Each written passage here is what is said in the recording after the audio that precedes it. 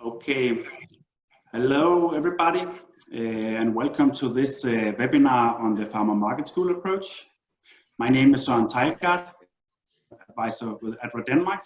I'm also the vice chair of the Livelihood Technical Learning Lab, and I'll be the moderator for this webinar. The technical learning labs are actually basically hubs of experts on various subjects like education, health, WASH, resilience, and livelihood. And the idea of the technical learning labs is to come up with new ideas, focus on various subjects which have relevance for the whole network.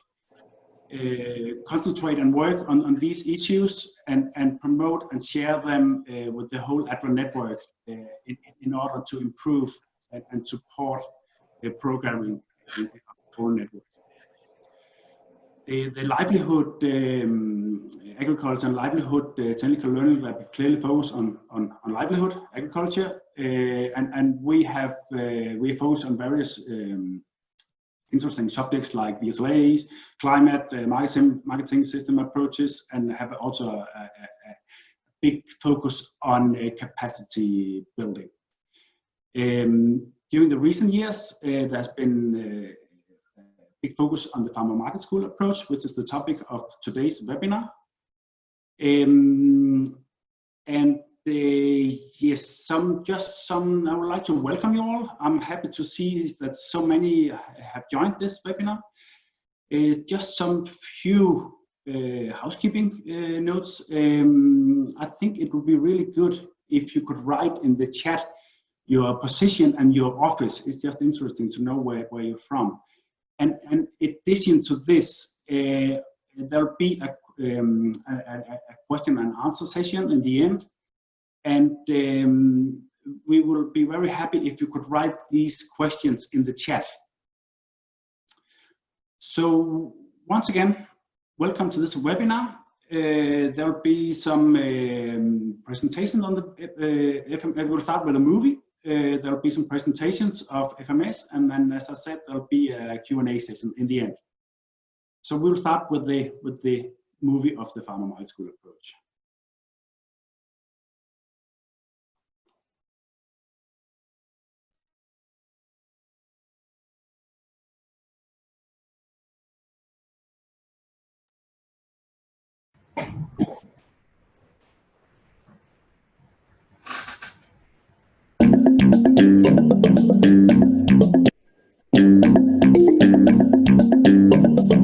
Most smallholder farmers have negative experiences with the market. They face low prices for their crops, and the greed of the middleman is perceived as an unchangeable fact of life. Farmer market schools were initiated to address this.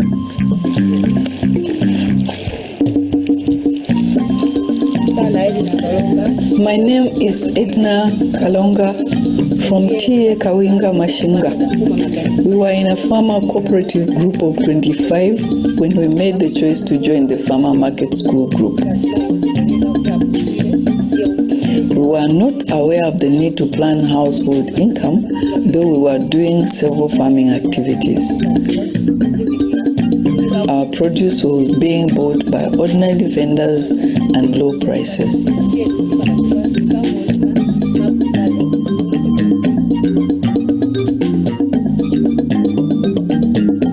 My name is Esther Chindamba. I live in Lodesi village, T.A. Kawinga. Vendors used to come in the village and buy from us at low prices and in bits. In turn, they would go and resell the produce to far-off places and get more returns than us. This made our status remain the same since we sold our produce in bits and pieces.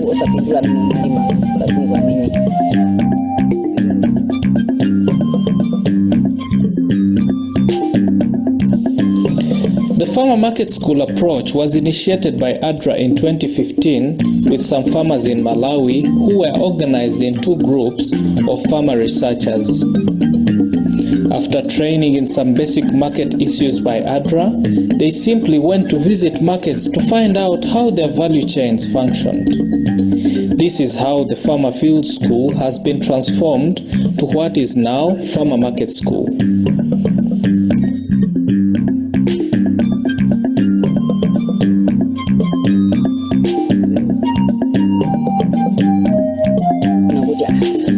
We realized the importance of bulking compared to selling individually to vendors.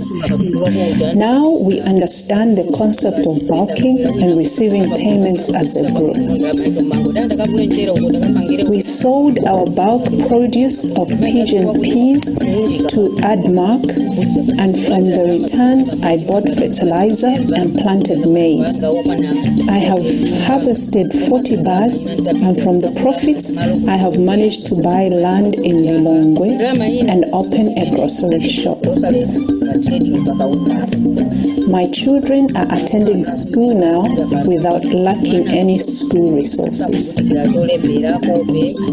I also bought livestock and chickens. We no longer run short of meals. All is well now with my family. Komano ADRA Malawi bungwe limene litabwera nkutiphunzitsa kuti farm market school ndi chani. Kena katitaziwa tinamba kuyenda ku makampani kumene kuti pamene tinaona kuti msika wabwino ndi.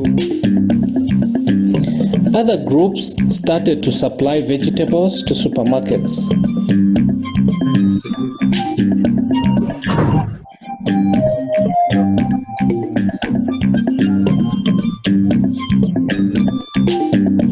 Grading and packaging were found to add value to vegetables.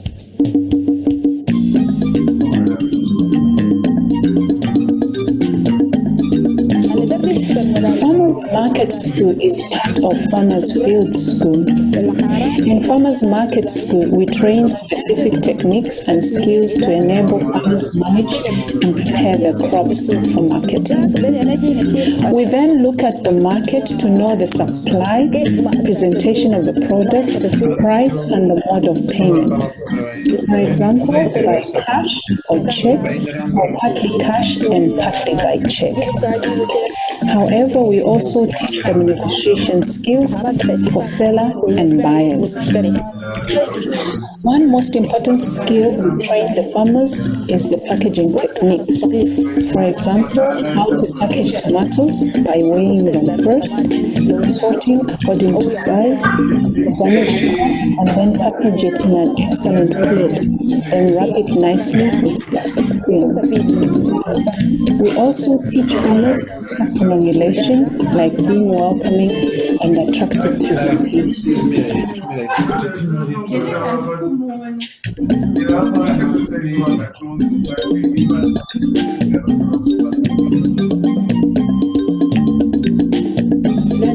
After being educated in farm market school, our families are no longer the same.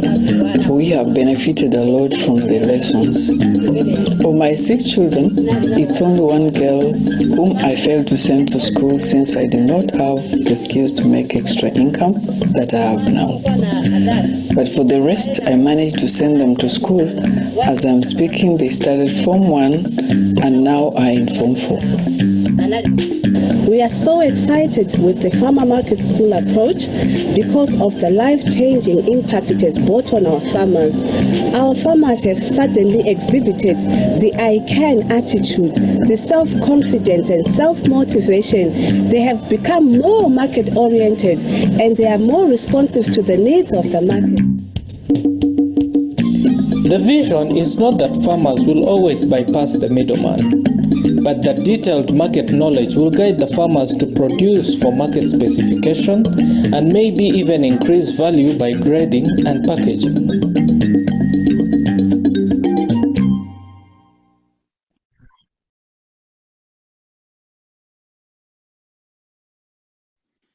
Yes, I hope this short movie gave you a brief introduction to the Farmer Market School, how it can affect and influence the life of the farmers.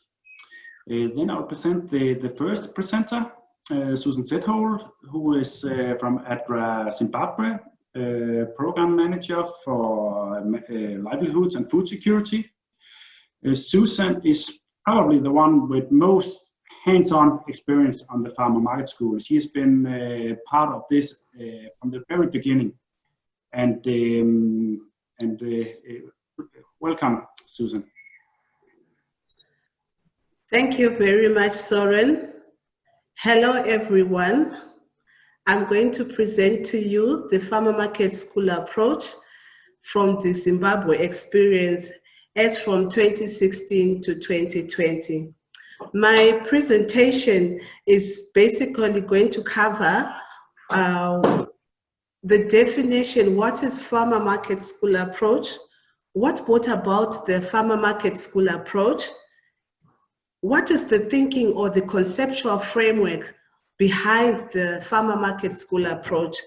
I will then go to look at the Zimbabwe experience, looking at where we started, what were the impacts, the lessons learned, the challenges we experienced along the way, what were the best practices, and then the current status of the FMS approach in Zimbabwe.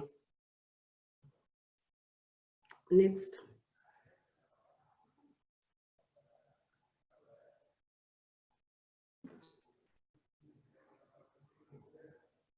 Next slide.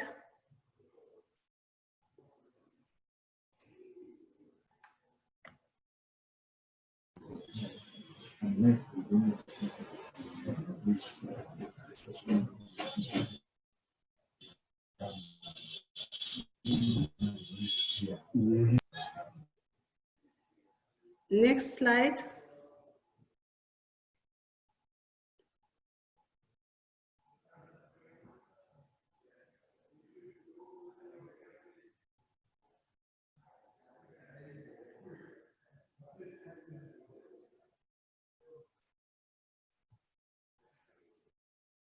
Okay, so we are going to first of all start at looking what is the farmer market school approach. So basically, the farmer market school approach is a guide on how smallholder farmers can acquire the market skills, and become market ready or market literate by discovering the market by themselves.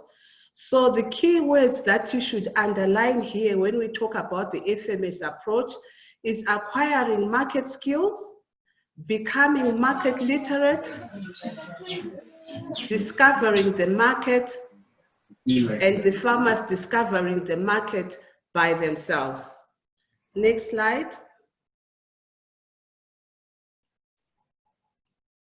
So what brought about the farmer market school approach?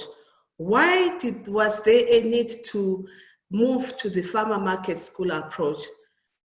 With the Zimbabwe portfolio of projects that we were implementing, we were facilitating what we call the ADRA-led market linkages, where we as an organization was the one leading and facilitating access to markets for farmers. But that approach gave us challenges. Why? Because the approach was not sustainable in terms of empowering farmers to access markets. It only existed for as long as ADRA Zimbabwe would facilitate the linkages. When ADRA Zimbabwe moved out, farmers were still left helpless and couldn't secure the markets. And there was also a lack of market information. Farmers lacked market information in terms of making farming decisions on what they should grow. And we also realized that as farmers were producing, they were more on a push, rather a pull perspective, whereby what they were producing, they were not taking cognizance of what the market requires and what the market demands. We also observed that most of the smallholder farmers, they operate on the periphery of the value chains. They were not integrated in the different value chains they were engaged in terms of engaging with the value chain actors and understanding the needs and requirements of the different actors. And then there was also an outcry from the farmer losses.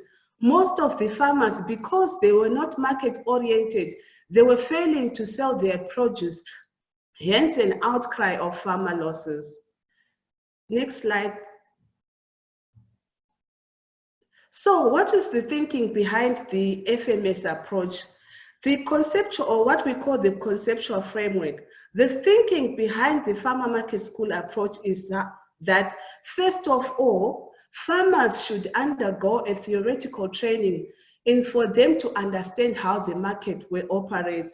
They should be able to understand the different dynamics that are found on the market, issues to do with value addition, issues to do with weighing, issues to do with adding value to their produce, issues to do with pricing of their produce. Farmers needed to understand the theoretical issues that are found on the market. And then after the farmers undergo the theoretical training, the farmers then take a lead in terms of collecting information through market research. So the farmers, it's not ADRA who does the market research. The farmers actually travel the chains and conduct the market research. The farmers also visit the entire value chain.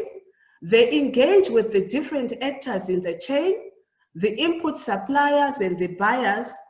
And after collecting sufficient market information, that market information is able to influence them in terms of the production decisions that they will make.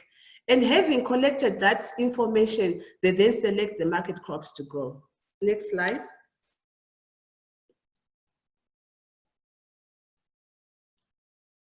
So, having understood what farmer market school is and the thinking behind the farmer market school, how did it commence in Zimbabwe?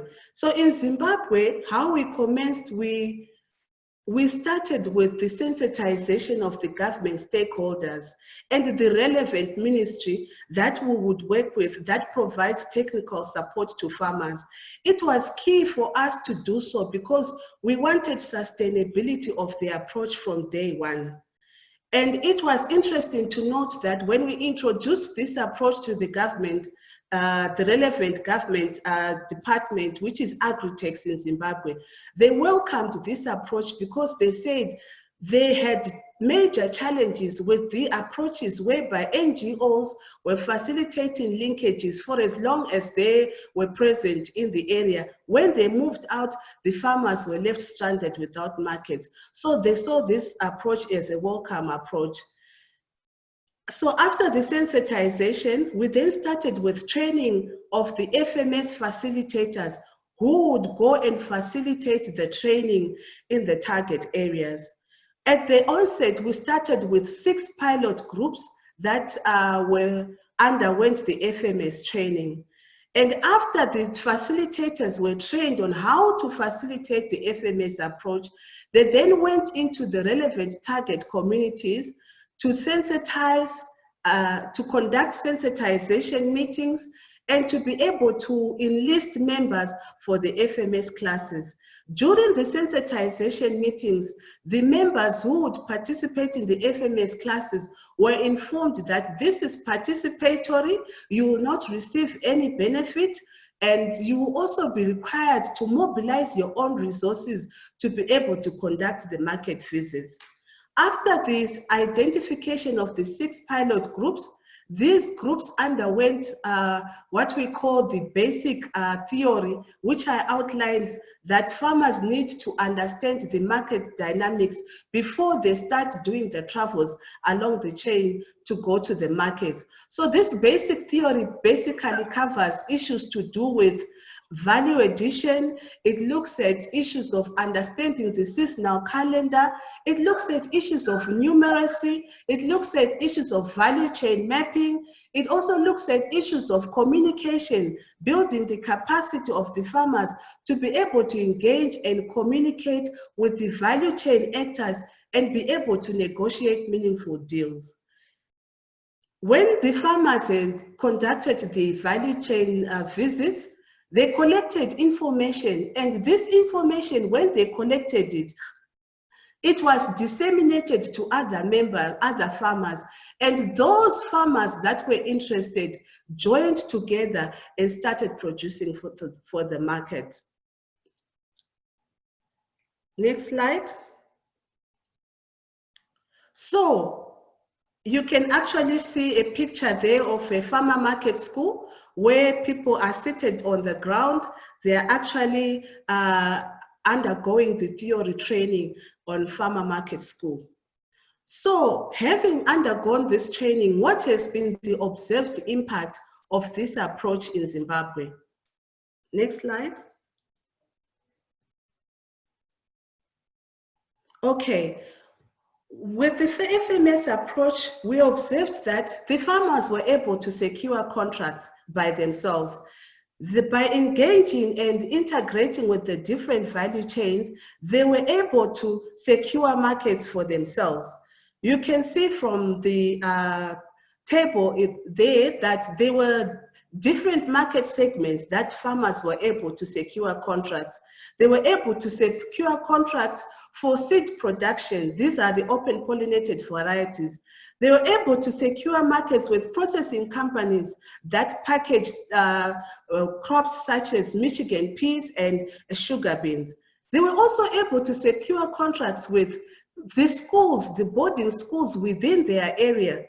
They were also able to secure contracts with wholesalers, supermarkets, and even the open market, where they had made agreements with those vendors at the open markets to supply them with the crops that they required. And in this case, we have an example of a group that secured contracts to supply green mealies.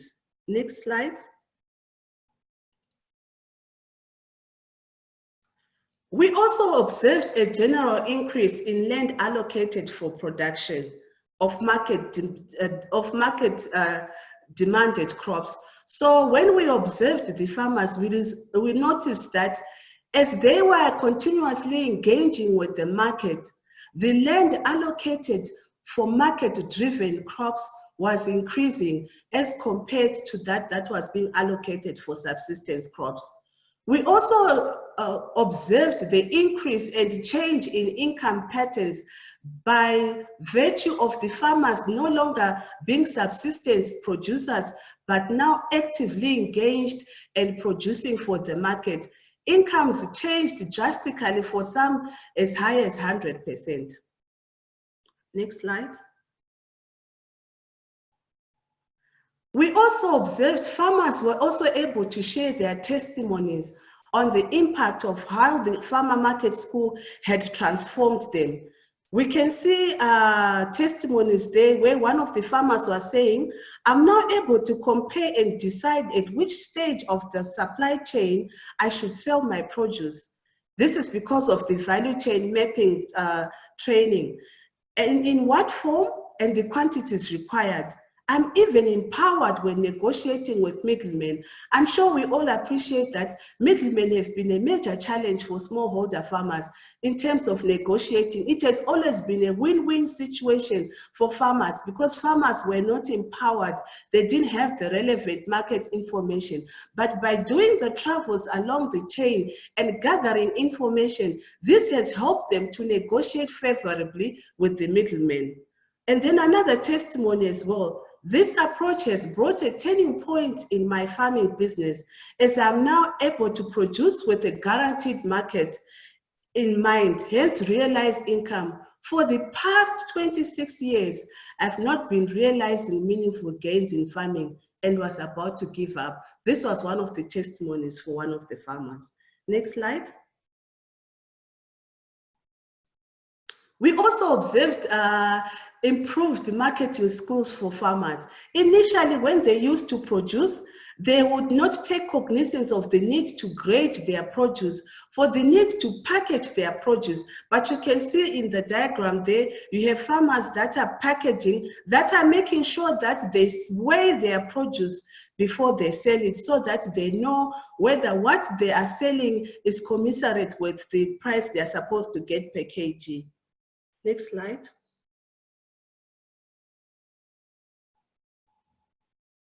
So what were our lessons learned from all this?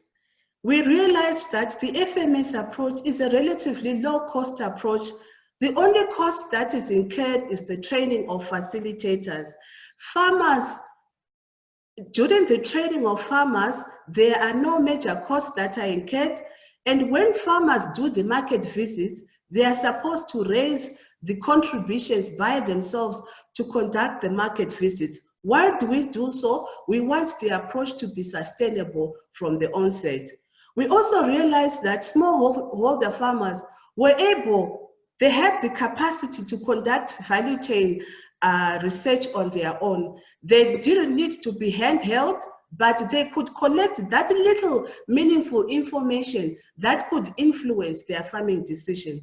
We also discovered that FMS brought about discovery of new markets on their own, markets which ADRA did not discover for them, but markets which they were able to discover for themselves. It also promoted a practical learning by walking the chain. And suddenly there was an edge. Farmers were not talking about market-driven. I don't produce without knowing where the market is. And then there was also a responsiveness to the needs of the market. What the farmers were producing, they were now able to sell because it was responding to the needs of the end markets. And most of all, what excited us was that it built the self-confidence, the motivation, the I can attitude amongst farmers in terms of being able to secure markets by themselves. Next slide. The approach did not come with a fair share of its challenges. We had challenges that we experienced in the process. For example, in some instances, we had minimal farmer dropouts where farmers were expecting to be given handouts because it was NGO facilitated. And then when they realized that no, there are no handouts or anything to be provided, some of the farmers fell along the way. And also the raising of the contributions towards the market visits, it took longer, but what we realized at the end of the day was that farmers would eventually raise the money, but it was a challenge. And also the financial constraints that the smallholder farmers faced. Next slide. So what were the best practices that ADRA Zimbabwe was able to learn from the FMS approach? We learned that farmers are able to support themselves financially to do the market research activities where they realize there's an economic gain in the process. So farmers, we realized that they had the potential where we feared that farmers would not be able to raise the funds to conduct the market research. They were actually able to do so in their small way and be able to send representatives to the market to collect information. And we also realized that linking FMS with Farmer Food School, there was suddenly one became a stimulus of the other.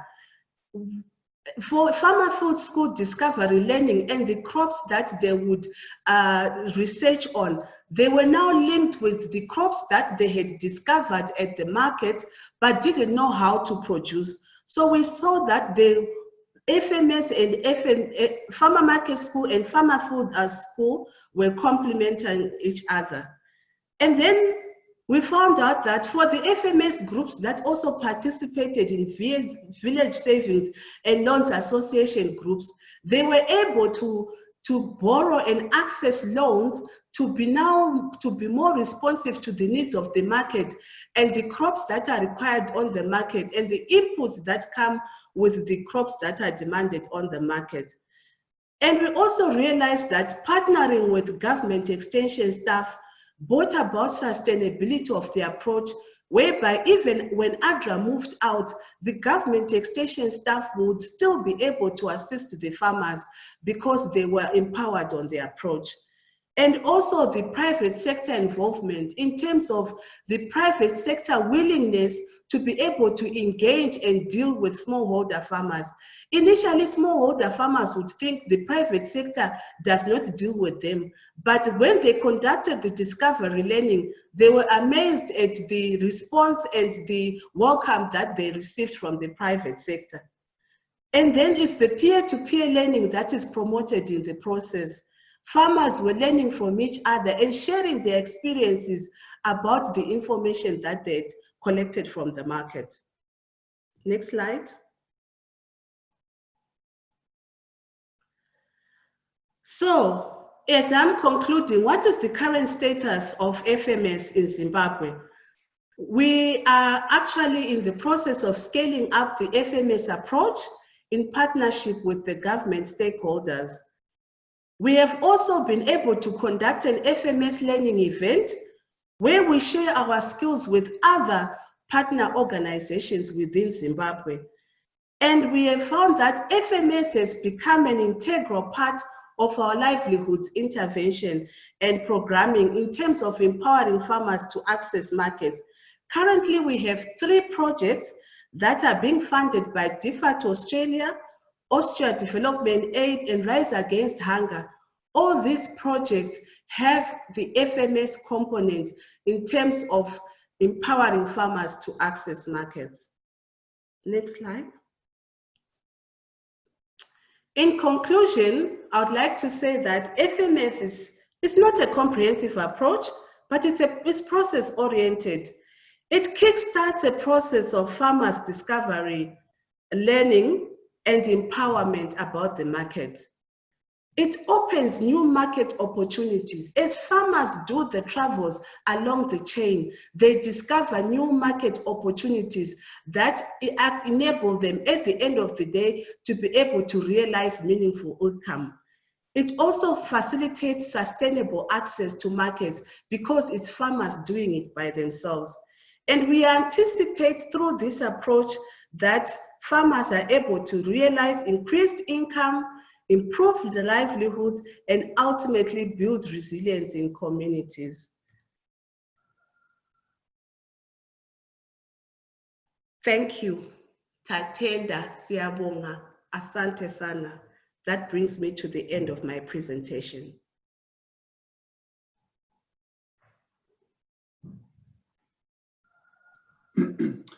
Many thanks, Susan. Many thanks for a very good presentation, very interesting presentation on your experience from Zimbabwe. Very hands-on presentation, and also for presenting the impact, the challenges, and it was really interesting. Thank you.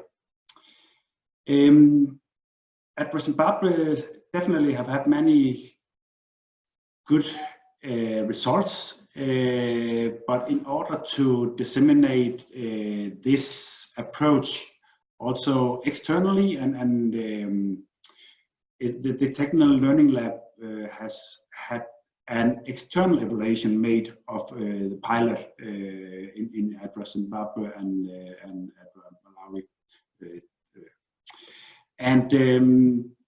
Then I'm happy to present the next presenter who will tell us something about this, Dr. Shibai Negomasha, who I guess all of you, or at least most of you, will know, who is the Program and Planning Director for Africa. Welcome, Shibai. Thank you very much, Soren. Kindly confirm if you can see my screen. Thank you. Good afternoon, good evening, good morning, wherever you are. I'm just going to walk you through the evaluation of the FMS that we did. The evaluation was motivated by the kind of results that Susan has just shared. So when we started getting such positive feedback as the Livelihoods Technical Learning Lab from both Malawi and Zimbabwe, where this pilot was done for the FMS, we got very interested in it. And before we rolled it out, we wanted to do a proper evaluation in order to confirm that the claims that were made were indeed true. So basically, we understand that ADRA has been implementing a lot of farmer-led marketing initiatives, using different approaches. And we really set out to study a number of them. This particular presentation is only focusing on the farmer market school, but whoever is interested in the more elaborate report looking at other approaches, it can be made available to you. You can just make the request. I will delve straight into the evaluation findings. For those interested in the methodology, the elaborate report is also available, but that is beyond the scope of our discussion today. We just want to highlight what we found out. So we have broken down our findings into different sections, but the first thing we wanted to really see what the attitude of the government, the ministries of agriculture in both Zimbabwe and Malawi said about FMS. In Zimbabwe, we discovered that the support for the farmer market school approach was at all levels, right from the national to the provincial to the district and to the ground level. In Malawi, the support at the ground level was really strong. It was a little bit weaker at national level because they had received a grant and they were rolling out the farmer business school approach, which is an FAO approach, which is a bit different in terms of the conceptual and participatory dynamics. The private sector and horticulture sectors really expressed appreciation for the farmer market school because they did not want to deal with smallholder farmers individually. And through the farmer market school, the farmers were starting to work together. It made it easier for the private sector to deal with a representative rather than a huge group. Throughout the whole process of evaluation, we worked with FAO. Right from the time we planned to do an evaluation, we shared with them, we shared the process, and throughout the process, we were sharing the results as we were coming through. And FAO has really expressed an interest in the farmer market school approach because they see it as very complementary to their farmer field school, which really focuses strongly on the agronomic skills, but is weak in terms of then linking to the market. So they see it as complementary, and they strongly participated even in our launch, which we did in Nairobi in October last year.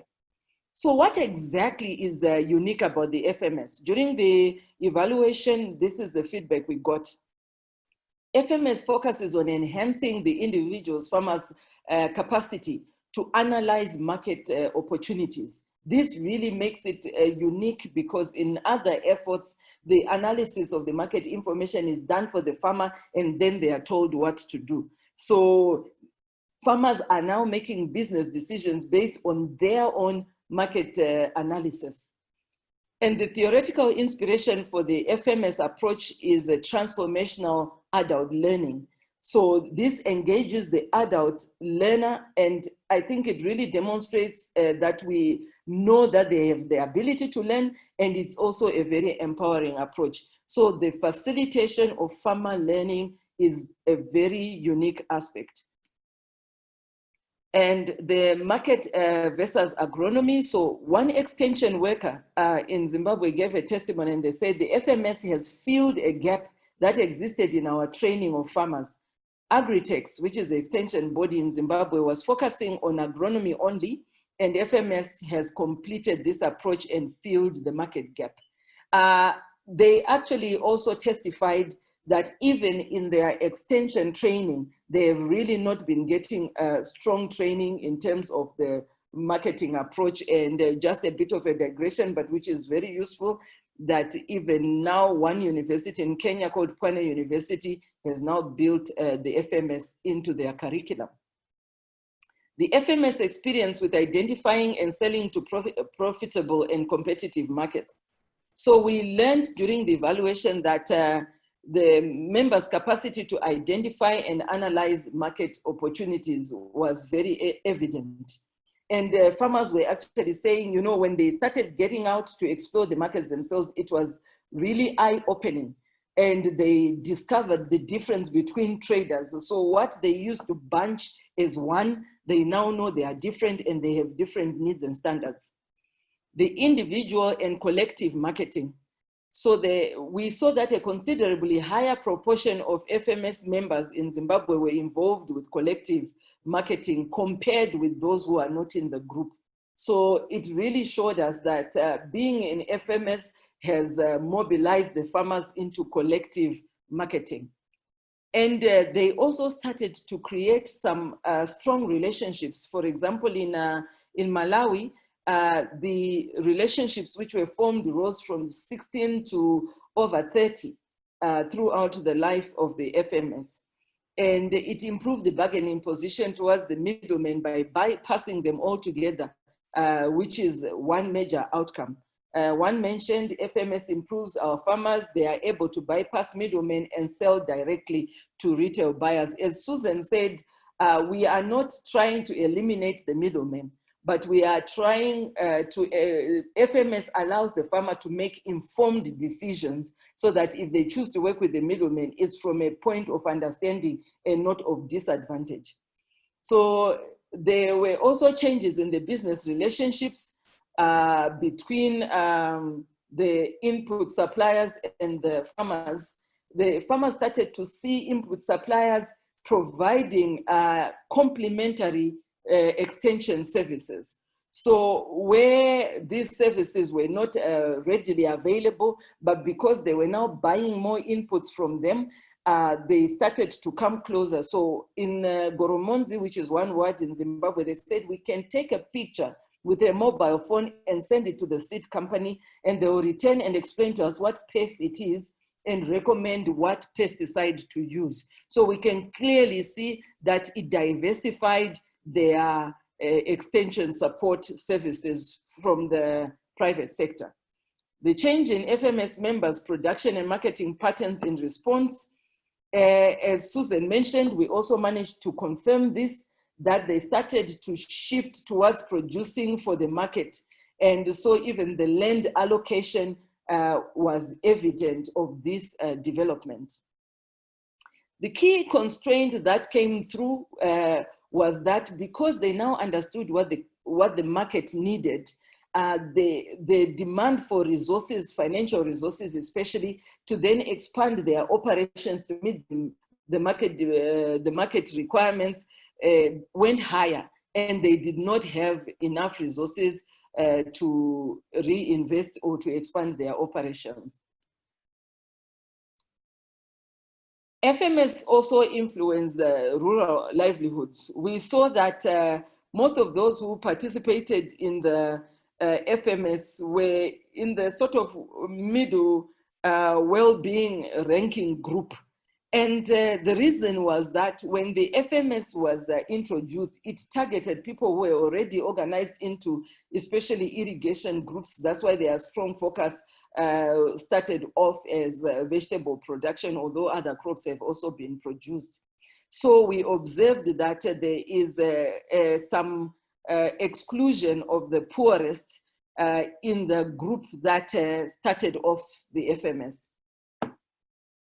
And other changes in their livelihoods, the farmers confirmed that they are more food secure, and even their diet was diversified. I was privileged to be part of the evaluation team going around with the co-consultant, and some of the families had said their vegetables such as carrots and fine beans and courgettes, which they were not eating in their households because they thought they were for the elite, but because they were now growing them, they were now consuming these vegetables as well. People were better able to pay school fees and cover other utility costs and invest in agriculture. One woman from Nyamandlovu stated that I have bought a very big solar system that can even run a fridge. However, the fridge is not yet bought. The next thing I will do is replace my old furniture in the house. So proudly acquiring assets for the family. Perspectives in terms of the transformation of FMS members.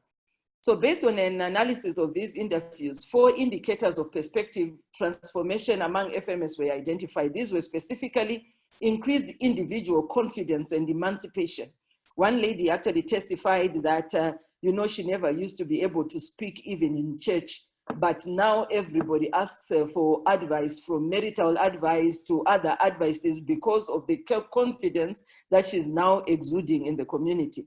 Increased household agency and change in gender relations, social relations within the FMS groups were improved, and visibility and status in the community. So really strongly affirming women in the process. In fact, one man testified that he had become a gender respecter. And for him, a gender respecter is a man who respects women. So I now involve my wife in the household decision and even tell her where the money is hidden in case of an emergency. And this is revolutionary. So the recommendations that came out of evaluation were that we need to continue to improve our manual to cover other areas such as inclusion, to be very deliberate, and gender-related topics. And then to integrate FMS with the farmer field school and test it out to see how well this work together. And also the institutional development of associated farmer market schools. If you have a number of them in a community, how do we help them to come together and maybe have a federation or something to even be bigger in terms of their market capture? And then, of course, finding other ways, more ways of financing their production. Yes, they have VLAs, but the VSLAs, but they've discovered that they are not adequate to meet the financial needs of a growing enterprise. And then, of course, social inclusion. And to look at how do we bring the farmer market school approach into rain-fed agriculture, because these pilots were done where irrigation was being used. And of course, the institutionalization structure within ADRA. So these were the main findings. And as I said, the reports are available for your review. Over to you, Soren. Many thanks, Dr. Sivai. Very interesting to hear about the evaluation and the impact, and especially interesting yes, also to see how it influences which impact it has on the gender balance and the empowerment. Then now I will lead the word to Christian Sørensen, who has been with ADRA Denmark for a number of years, who is the key founder of the FMS and still is. Christian will present the status and the current work. Welcome, Christian.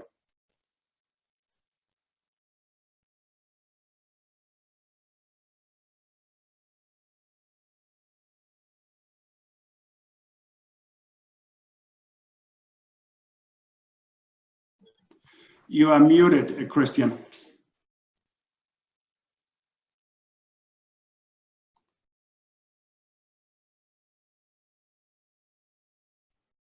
It's solved now.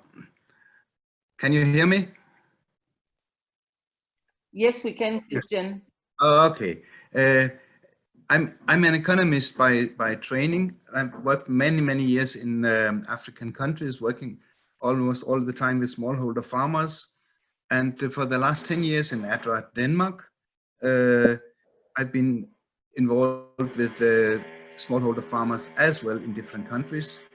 And we developed.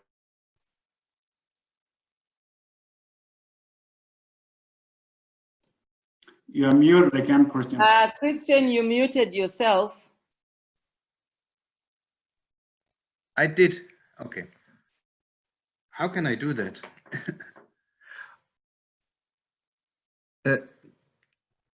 At the moment, I've retired from ADRA Denmark, and I have not retired from the Farmer Market School.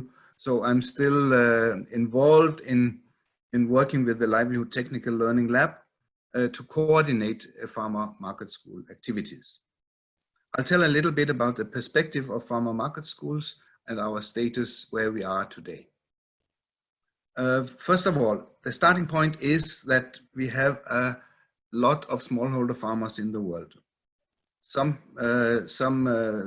figures say that there are 300 million in Africa alone. They're relatively poor, but they're very important. They produce around 80% of the food which people eat in Africa. The importance of smallholder farmers is very big for agricultural development, and this has been highlighted as a quotation. I'm trying to, you can see below, it's a World Bank quotation from 2008 that the smallholder farmers development is the main pathway out of poverty. A similar statement has been made in the World Bank development record last year, 2019. Please change this slide. Okay. The African smallholder farmer is a very resilient person. She knows how to grow many crops. She's hardworking. She can mitigate risks. She knows how to save. She's a good repayer of loans, and she knows how to cooperate with others in groups, willing to learn, but she doesn't know much about the market. Next. Once some smallholder farmers were asked, what are your main problems? And after some discussion, they say, our main problems are three.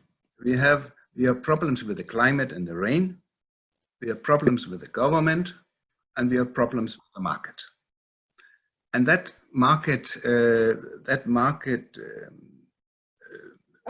skepticism is quite widespread.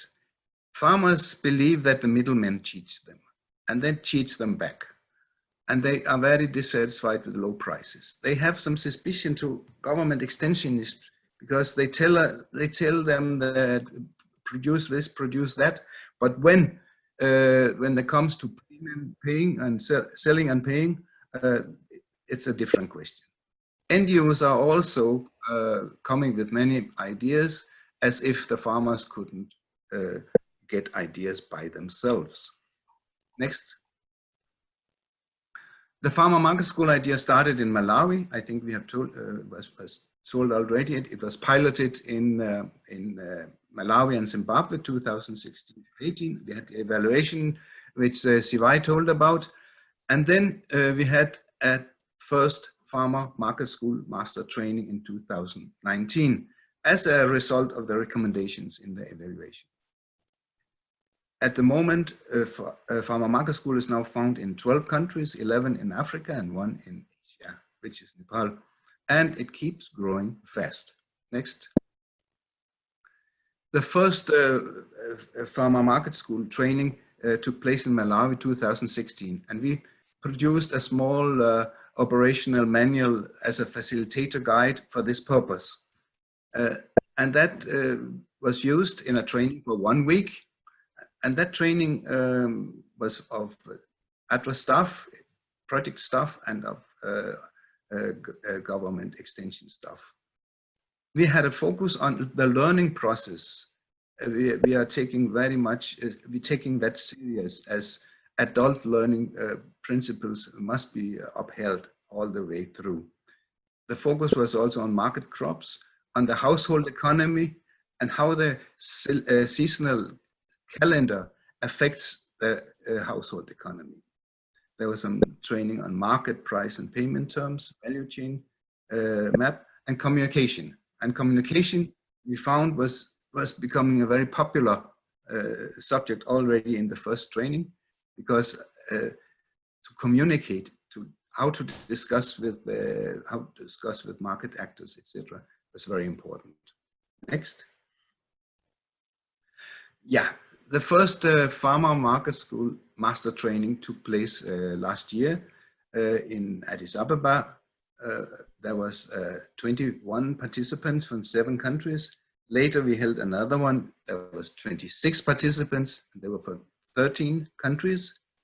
And these were 2 weeks internship trainings, which is a bit, it was a bit new to ADRA. To be in training for 2 weeks in a row, but we have molded this training with some ideas from the Farmer Field School Master Training from FAO, where they also have very long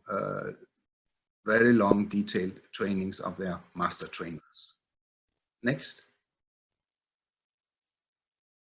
The FMS training is now a TOT from Farmer Market School Master Trainers to FMS Master Trainers, training local facilitators, and the facilitators training Farmer Market School groups with farmers, and these groups training other farmers when they go back to their villages and their organizations. Next. The status today. We have so far trained 47 Farmer Market School Master Trainers. There are 200 local Farmer Market School facilitators trained in different countries, and 98 Farmer Market School groups have been established. And they've been established, it doesn't mean that they're just existing for the time of the school. They seem to continue to stick together. They have around 2,000 members. The percentage of female farmers is 58%, of male farmers 2%. Next. Work in progress. This is the work which we are doing in the Livelihood Technical Learning Lab, where we try to coordinate these activities as much as we can. We get some support from Denmark, but otherwise it is voluntary work by most of us. Stock taking and contacts to implementers means we are trying to keep track what's happening, those we have trained in these master trainings, what are they doing now? And we try to keep in contact with them. We are also looking at our training materials, our training master manual and our facilitating manual, and see how we can improve them, because there are recommendations both in the evaluation report, but also from the field, which we are trying to address. There are challenges. ADRA offices, apart from ADRA Denmark, are not really involved in this coordination. We need more ADRA offices to be involved, those who have projects, especially with Farmer Market School. Then I didn't say that, but the Farmer Market School, Farmer Master Training was also offered to other organizations. So we have non-ADRA implementers who are now implementing Farmer Market School, actually in big number. And they also need backstopping. A third challenge is that of training during this Corona situation. It is, training is not easy to do. Webinars like this cannot be done everywhere. And it's really a challenge. We are also concerned with the planning of the future. What shall we do when this Corona virus hopefully has disappeared? What training shall we do, and how do we continue? Next. I just want to mention in the last slide here that what is being planned. And we were a bit surprised to see when we have contacted everybody around who are involved with the Farmer Market School, that there are 14 projects in planning. 750 Farmer Market School facilitators to be trained, and 2,000 new Farmer Market School groups to be established. And that is being planned in the following countries: Madagascar, Mozambique, Zambia, Rwanda, Kenya, Mali, Togo, Tanzania, Nepal, and then a new multi-country project in Zimbabwe, Mozambique, Somalia, and South Sudan. Maybe there's even more which we haven't caught up with yet. Most of these projects are in a planning stage, or they have started but are delayed and waiting the passing of the Corona crisis. After a short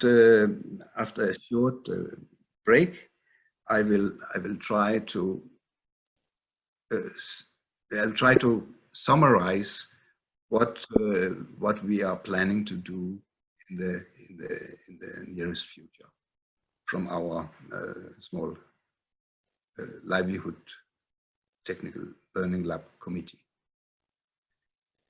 Thanks a lot. Thank you for your participation and appreciation of this subject. Thank you very much, Christian. Thank you very much for sharing the status of the Farmer Market School.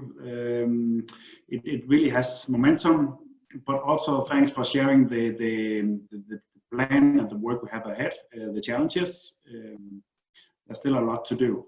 Thank you. So now we will have time for some questions. This session will be facilitated by Dr. Sivai. Thank you so much, Soren. So Susan, there's a question for you from Walter, and he's asking, how will the FMS trainings change due to COVID and social distancing? Are there strategies being considered, and will that be shared with the rest of the network? Otherwise, thank you and great job. So Susan. Okay, thank you for that question. Yes, indeed, it is a challenge with this COVID-19 environment to be able to facilitate the training on FMS. But however, we are trying to be creative and innovative about it. And our first trial is going to be with ADRA Madagascar, where we are going to be doing the FMS pilots there. And we are going to be trying to make use of webinars. We are going to try and make use of online trainings to try and train the master trainers in terms of the FMS approach. I must appreciate that it's not easy, but we are going to pilot it and try, and the findings and whatever approaches that we are going to use, we'll definitely share again with the network in similar webinars. Thank you. Thanks a lot, Susan. Here's another input. Great presentation, Susan. I think this is from Davison. What was the approximate dropout rate you mentioned in your presentation? I think about some dropping out. How did you overcome farmers' hesitation to invest in the approach that is taking on additional expenses for future gain? How did you convince the farmers, Susan? Okay, thank you. So at the onset, when we were starting, because it was a relatively new approach, the dropout was slightly high. It was around 20%. But gradually, as we moved on, the numbers started decreasing in dropouts. Farmers, what we have learned is they learn from each other. So when we started FMS, it was not all the farmers that came on board. It was the few, the early adopters that came on board who were able to register meaningful results. And those results were evidence enough for the other farmers to come on board. I'll give you an example of a farmer in Nyamandlovu who had been doing vegetables, and because of his engagement and value chain study, he actually engaged in a value chain study for butternut seed production. This is an OPV variety. And so they discussed with a company called Avenos, and Avenos said, no, would want to try you to produce open pollinated variety seed for butternut seed. And he started, there were only about 5 farmers or less who started producing for Avenos, but the results and the income they realized was a motivating factor enough for the entire irrigation scheme to come on board. Now the entire irrigation scheme is producing for Avenos. So I'd want to say that the results are evidence enough for other farmers to come on board. Thank you. And probably, Susan, you will also confirm that it becomes critical as change facilitators and catalysts to identify those farmers who are more receptive to new ideas and run with them. The third question here is saying, Susan, this approach seems very interesting and addressing many questions of the present world. Susan, I just want to know how global environmental misbalance like pollution, locusts, etc.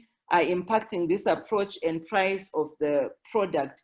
And I think, Susan, you were throwing this question back to me, which is fine.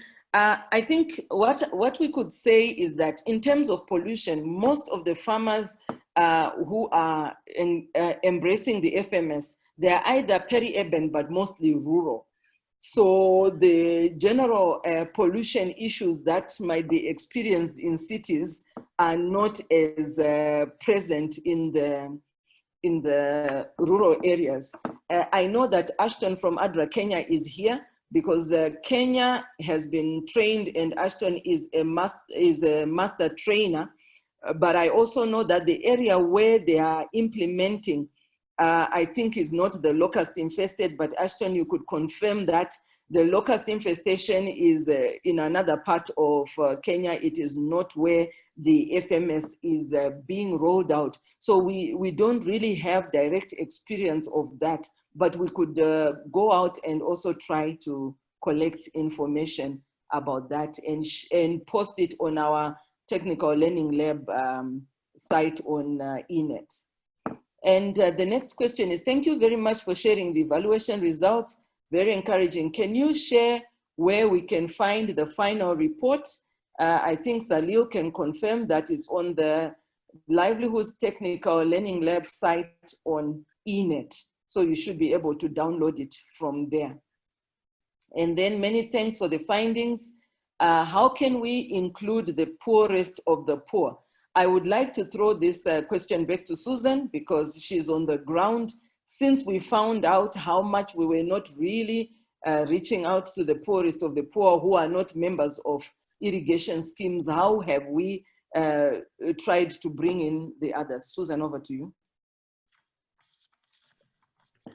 Okay, I think what we have done is to try and actually work with them in the circumstances they are in, the poor of the poor, to try and also integrate them in a small way in those value chains that they can be able to be integrated in. So we have realized that, yes, we have been concentrating on the irrigation schemes with the start of the pilot, but we are also gradually shifting from these irrigation schemes to accommodate the poor of the poor in the small way that they can produce.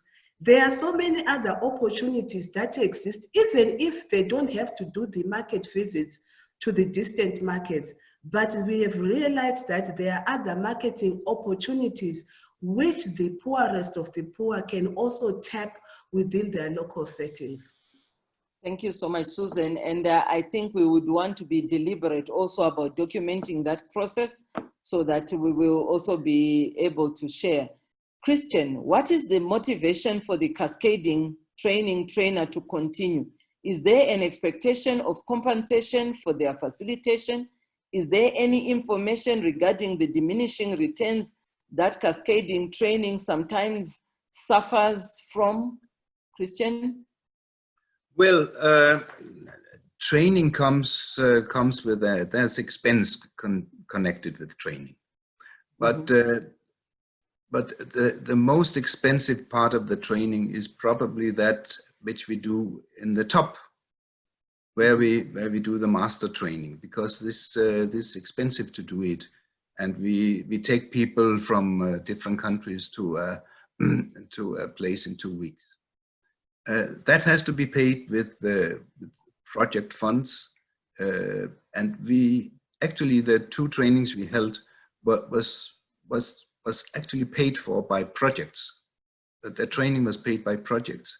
Even organizations outside ADRA paid for the training of their trainees. So on that level, we have a cost, but as there's an interest for getting the training process started, it seems to be working. It's not a cost. It's not a cost which is unwillingly paid. When it comes to the next level, the facilitator in the country, they are primarily project staff, and primarily they are government extension officers. So they are either short term in a project, or they are permanently there. They are paid their normal salaries as staff of projects or governments. The interesting thing is actually the last stage, where the farmers pay for their own training, and they pay for their own training. They don't pay for the staff cost, but they pay for their transport, their means, their food, and their lost labor, etc., fully by themselves. And that is done because we do that purposely. And as Susan explained, it was difficult because it was even some of the ADRA staff didn't really feel that it would work, because they're used to compensate people for giving them T-shirts, etc. And when we found that farmers were actually ready to pay for their own training, we also got convinced that this training can survive the finishing of a project or the movement of an extension officer. They took, in Zimbabwe, we saw how the farmers who had been trained took their training back and trained their peers. So it is, and their peers in the organizations there. And sometimes they were asked, where did you learn all these things? Can you teach us? And we found that they were extremely proud to be asked to train others at that level. The same thing we have found in Sudan. The trainers at village level who have been trained as FMS trainers, they do the training for their peers free of charge, because they are themselves farmers and they benefit from having many people trained. So I can say that the cost goes down as you move down the TOT level to the farmer level. And we have seen in a place like Malawi, where the training has stopped, but the groups keep on growing. The farmer market school groups keeps on growing and keep on dealing with these buyers they have identified, and then the process is alive at that stage. We haven't got an expensive training system, but we have a sustainability at the bottom. I don't know if it explains the whole question, but I know we have been looking a little bit at how the VSLA training system works, and we are trying to learn from them of how at the group level you sustain groups which have been formed and trained by you can say staff, etc. And I think it is a bit similar with the FMS so far. Okay, thank you very much, Christian. There's another comment here. FMS is a great strategy to empower farmers who have been emancipated from middlemen. What percentage of farmers joined the program? I think, Susan, if you can share, because remember we mentioned that most of these were in irrigation schemes. So at the end of it, or did you get 100% joining FMS, or there were still others who stayed outside of the FMS? Like I said, FMS is a process, and you don't get 100% participation from farmers at the onset. So it was a gradual process where you probably start with probably 10%, it graduates to 20, it graduates to 30. So basically what we can say in terms of participation, we have between 50 to 75% of the farmers actually actively engaged in producing for the market. Mm-hmm. Yes, and I'm seeing an interest here to also have an equivalent of pastoral. And I think we have discussed it in the LTLL, but I don't think we have exhausted that one yet. So maybe, Christian, we will need to seriously think about how this can extend to pastoralists. The same way that the farmer field school has also a pastoral field school, I'm sure that it is possible. I'm just racing through the questions and comments because there are many and our time is running out. But can the FMS approach be utilized for the livestock farmers? Same question. And yes, in principle, yes. The same way the farmer field school has also the farmer pastoral school. We can also have an equivalent for livestock, but we have not yet invested in the details of how that would work out. So maybe that's our next challenge. The FMS is more interested by women or men. In Cambodia situation, farming is mostly influenced by men, while participating with training are women. Susan, confirm that, have you seen more men or more women? I'd like to confirm that we've actually seen more women participating in the farmer market school classes compared to men. I think it's actually been a 70 to 30% participation in the farmer market school classes, yes. Yeah, and so we have a question here, how does the FMS approach fit together with integrated agricultural approach? I'm sure that is either coming to you, Susan, or Salil. Salil, would you like to respond to that question? I can also try. Okay, Christian, go ahead. Yeah, I mean, we see a farmer market school as an approach, as a method, and it can fit with many different. It cannot stand alone, because we are not dealing with farmer market school is not focusing on production per se. It is on market. Putting the market discovery before production. So the various types of integrated approaches typically have production as components.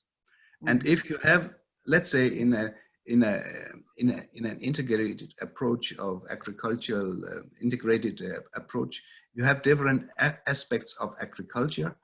But if the marketing side is missing, then you just marry the two, and then you have a system which is more logical, because without the market it's very difficult to plan production. Thank you. Thanks a lot, Christian. Thank you for the presentations. How have the farmers mitigated against inflation? I imagine some traders tend to be slow in processing payments to suppliers, which in a hyperinflationary environment like Zimbabwe would significantly erode their possible earnings. Susan, back to you with that one. Zimbabwe is in a unique situation, yes, of hyperinflationary environment. So what farmers, because of their continuous engagements with the markets, they've kind of like implored a spreading of the risk. In terms of some of their produce, they are dealing with immediate buyers who are able to pay them cash. Yes, So this is how they've been mitigating. But the importance of them engaging with the markets is that when these buyers come to buy on farm gate or cash, because they are informed of the market and what the market requires and the prices that are existing, they're able to make intelligent decisions as to what quantities are they going to sell for cash to meet their immediate household needs, and what quantities are they going to sell to buyers who will pay them later, and also to be able to judge whether the amount that will be paid in 2 weeks' time, does it offset what they are getting now. So by continuously engaging with the markets, it has helped them to make more informed decisions in terms of spreading their risk on how to sell. But in environments where things are constant and it's not hyperinflationary, yeah. It's fairly, yes. And Susan, the big question here, because we know that if we look at Africa, the future of agriculture is in the hands of women and youth. And I'm sure that in other parts of the world, that would also be the case. So what percentage of youth are participating in your farmer market schools? I'm not seeing the colleagues from Malawi here for them to also share. So probably you can share your Zimbabwean experience. Okay, we have quite a significant number of youths that are participating. I'll have to come back to you on the percentage. But what we have realized is youths usually participate in the middle of the chain and downstream, where you have the processing activities, the facilitator activities in terms of probably value adding the produce. So if they are able to buy the produce from the farmers, they value add the produce, and then you'll be able to see them participating more in the middle of the chain and downstream. This is where you are basically finding most of the use. And it's quite interesting to see some of the market opportunities that they've been able to come up with in terms of playing a processing role and also a marketing role in the process. So we have quite a significant, and we have actually encouraged them, and they enjoy it because this is what they are more familiar with. And the coming in of e-market and e-marketing, I think it will also play a significant role in terms of bringing the youth on board, because they actually understand issues to do with e-marketing better in the wake of COVID-19. In fact, you've done well, because someone had asked the question, can we link up FMS with e-marketing? Absolutely. And as Susan has already alluded to that, because as we said, it is an approach which complements other initiatives. I think our last question, how the FMS model collaborates to improve collective marketing in the community. So I think they are more interested in exactly how does it bring about collective marketing? And it's still, I think, you, Susan, or Christian? I think Susan would like to respond. Susan can give some examples on how it works. Okay, so, Susan, kindly share with us some examples. Okay, we have examples in Zimbabwe where when farmers, they do the travels along the chain and they go and collect the market information, suddenly they realize that they are not able to meet the quantities demanded by the end players, the value chain players. So these farmers, what they've then done is to share this information with other interested farmers. And then these farmers, they then come together to be able to say, okay, we are going for this non-market that requires so much quantity. So you are going to grow this portion, you are going to grow this hectarage, you are going to grow this hectarage. Then collectively, they then bring their produce together and organize in terms of how are they going to transport that produce to the buyer who requires the produce. So you find that by going to the market, when initially when we used to tell them about collective marketing, it didn't make sense to them. They wanted the individual way of doing things. But by interacting and engaging with the markets, you find that they suddenly come back and tell you, no, we need to work together. We need to do this thing collectively in order to be able to meet the quantities required by the market. So the discovery learning, like I said, empowers farmers, and it also changes the mindset in terms of the way they do things. Suddenly what you told them and they would not be able to do, they're suddenly doing it themselves. Why? Because it comes with the discovery learning in the process. Thanks so much, Susan. Our very last question, do the women in FMS have control over the income, or are they just working so that some other people can come and collect the money?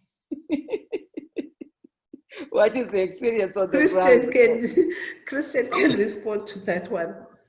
Christian? We are having a lot of focus on gender. And especially after the evaluation, we've gone into looking at how can this money which enters a rural household, how can this money be managed by both man and woman in harmony? Because there's a lot of superficial stories or real stories about men being interested when money pours in, and they go away with the money and use it for many strange things. But actually, we have methods. There are methods around dealing with what we call intra-household dialogue. And in the future of training programs, we will have a full module on gender, which focuses on this intra-household harmony.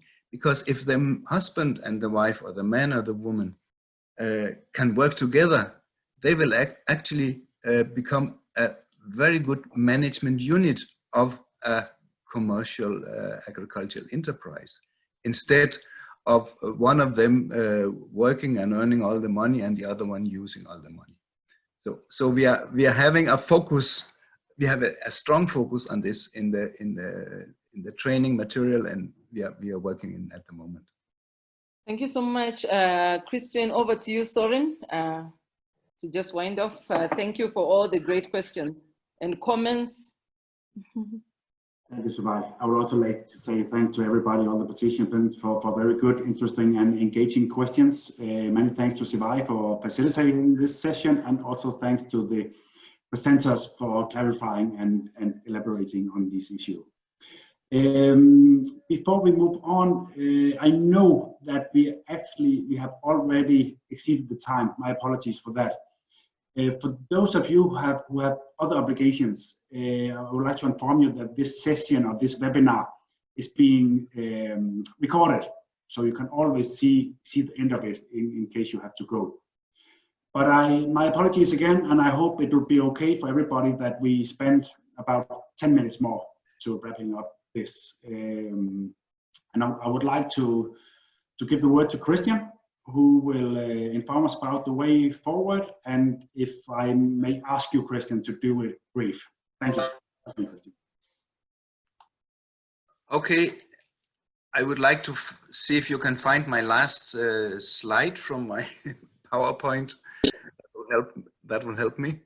Yeah, we do have some plans for the coming year, 2001-2002. Assuming that the situation is more normal regarding the virus, but who knows what it will be. But as you saw, there are many projects being planned at the moment, and they are just waiting for the situation to normalize. And even as Susan says, there are demands of training already now, where we don't, where people cannot be even collected into a training session with physically. next year and 2002, we would like to have a two-year project, which we call phase 2, where we have a more formal coordination structure in place. At the time being, everything is a bit informal, and we are working in extra time and all this, but we need a more formal structure because of the big number of projects and the big number of trainings and the big number of backstopping hours which will be needed. That will require involving more ADRA offices in this, coordinating with other ADRA offices. ADRA Denmark has been playing the role of starting this just because I happen to be working there, and we started these things off within existing ADRA projects. So we have always been doing farmer market school on very, very small budgets. But we need more ADRA offices to buy into this idea.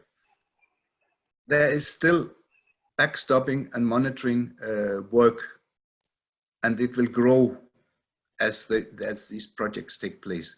Imagine if we have these 500-600 farmer market school facilitators to be trained.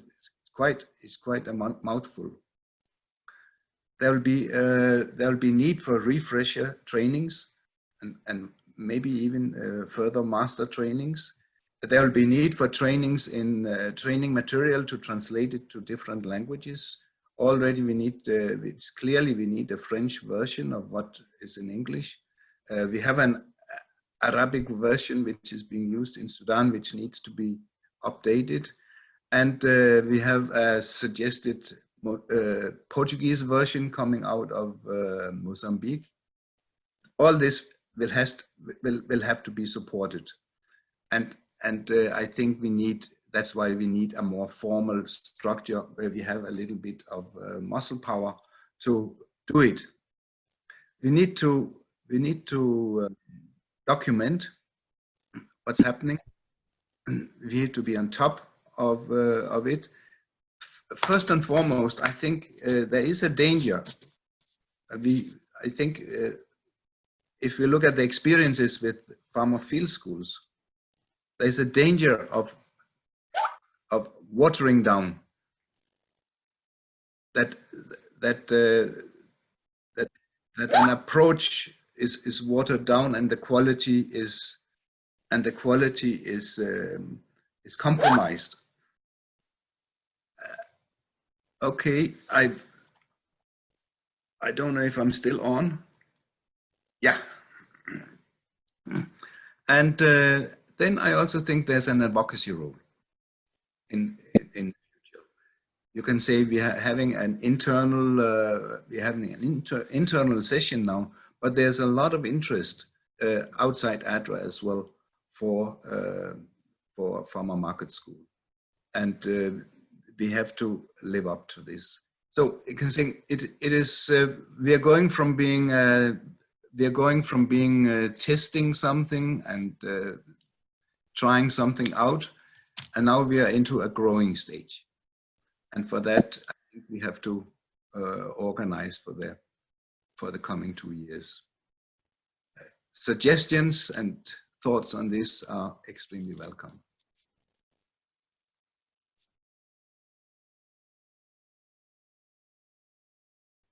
Sivai? Thank you very much. Over to you, Salil. Yes, thank you.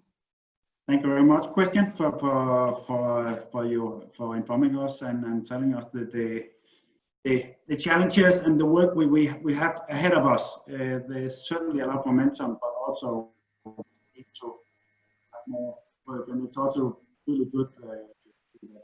All feedback will be mostly welcome. Then I would like to introduce Dr. Salil for the closing remarks. Dr. Salil Patarai, he is the team lead of Livelihood for ADRA Nepal. Salil is also chair of the Livelihood Technical Learning Lab. Welcome, Salil. Thanks, Soren. Thank you everyone for managing your time to participate in the webinar this evening. It may be very late for some of you. I really thank you for your enthusiasm. And we are overjoyed with the level of enthusiasm you have shown. More than 50%. That's incredible. I would like to thank all the presenters, Susan, Christian, and Jivai, for sharing their wonderful experiences. And thanks, Soren, for moderating the session and for managing behind the scene to make this webinar happen. It is the first webinar by Livelihood Technical Learning Lab. Be assured it won't be the last. We will on this webinar and organize more webinars in the future to build the collective strength of Ardor Network. We also have a community of practice platform in the workplace.